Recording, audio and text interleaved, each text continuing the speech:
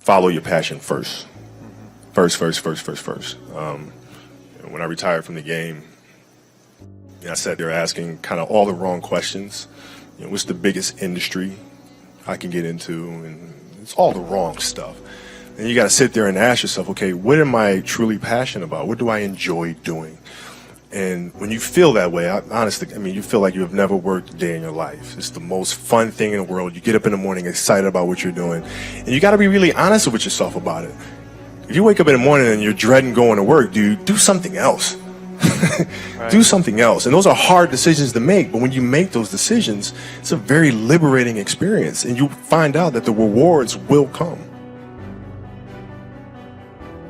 You'd be surprised. Like some people, like my kids at 2 could do a lot of things. Right? At 2, I could dribble a basketball. I could shoot a basketball on the Nerf hoop at the house. And I would go to practice with my father. I would observe my father. I'd sit and watch games with him. Well, the passion came from the love for the game. I loved everything about it. Like the smell of the ball.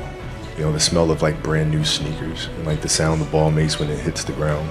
Ball going through the net, like all those things I love. And so the passion comes from that, because once you have that love, you just want to be a part of this thing all the time.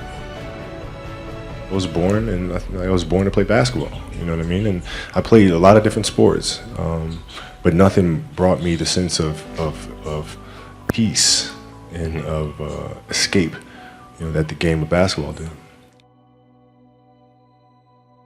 That sports has for life. Sports is the greatest metaphor we have in terms of dealing with life. Because, even if you listen to music will give you guidance, right? That you can then meditate on and think about how you would apply it.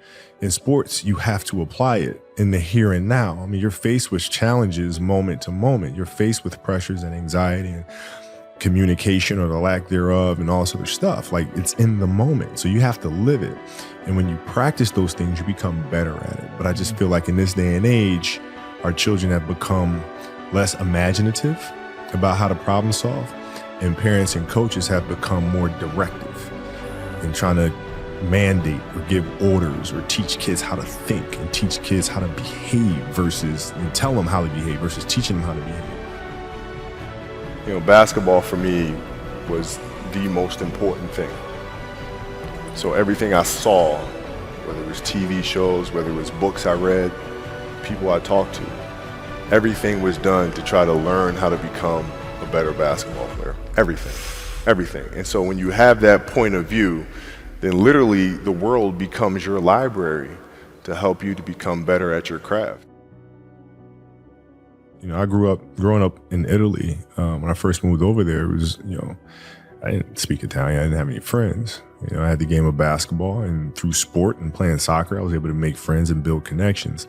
But it was a lot of time spent alone. And when I came back to the States, I wasn't the most athletic kid. I was really scrawny, like really, really skinny, and had like major knee issues because I was growing. So I was the dorky kid with high socks and big old knee pads. I had to look long term. I had to look at it from a long term because I wasn't going to give up on the game. Right. So I had to say, okay, this year I'm going to get better at that. Next year, this, and then so forth and so on. And then patiently, I was able to catch them. It's just piece by piece, and it's the consistency of the work, which I feel like a lot of parents are missing today because we're not teaching that to our kids. We tend to say like kids don't want to do the work, but in reality, it's when we're failing them because we're not leading them the right way and teaching them how to fish, you know what I mean? And so like the consistency of work, Monday, get better. Tuesday, get better. Wednesday, get better, right? And you do that over a period of time, not like 1 month or 2 months. It's 3, 4, 5, 6, 7, 8, 9, 10 years, and then you can get to where you want to go. If your job is to try to be the best basketball player you can be, right? To do that, you have to practice, you have to train, right?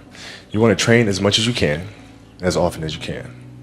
So if you get up at 10 in the morning, train at 11, right? 12, say 12, train at 12, train for 2 hours, 12 to 2.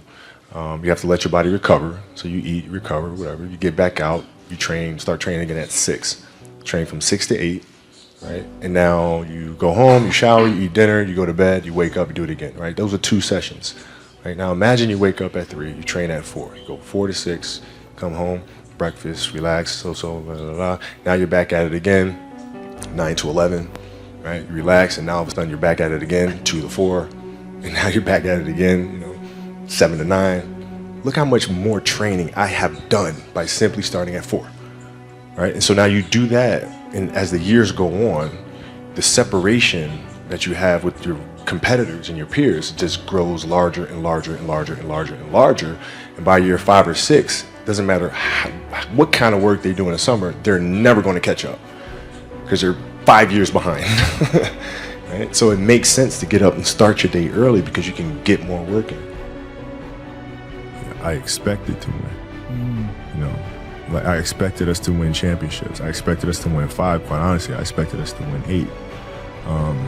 And so when you have that vision in sports, it's a direct competition. Like I know how hard they're working. I know how hard we're working. I know what their strategy is. I know what ours is, So it's a little different. So when we went in the NBA, it was like, yeah, we expected to do that. But now we're going to come back and we're going to do it again, And so it's that constant like, all right, you're churning. You win one championship, I'm back in the gym the next day, working, getting ready for the next one. Now, it's different because it's not about the awards. You just wind up trying to create something that's going to inspire someone that hopefully, through that inspiration, they can inspire somebody else. And what I've come to learn as my career went on is that's more significant than any championship. Is how do you connect with somebody that can then connect with another?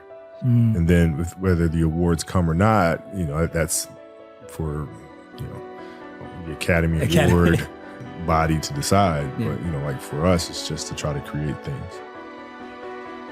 The Mamba mentality simply means trying to be the best version of yourself.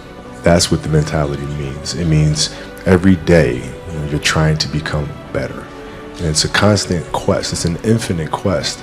So starting at the age of 2, when I first started playing the game and on and on and on, I always asked questions. I always tried to get better every single day. I didn't feel good about myself if I wasn't doing everything I could to be the best version of myself. If I felt like I left anything on the table, it would eat away at me. I wouldn't be able to look myself in the mirror. Right? So the reason why I can retire now and be completely comfortable about it, because I know that I've done everything I could to be the best basketball player I could be. And so that's where it comes from for me. You can't leave any stone unturned.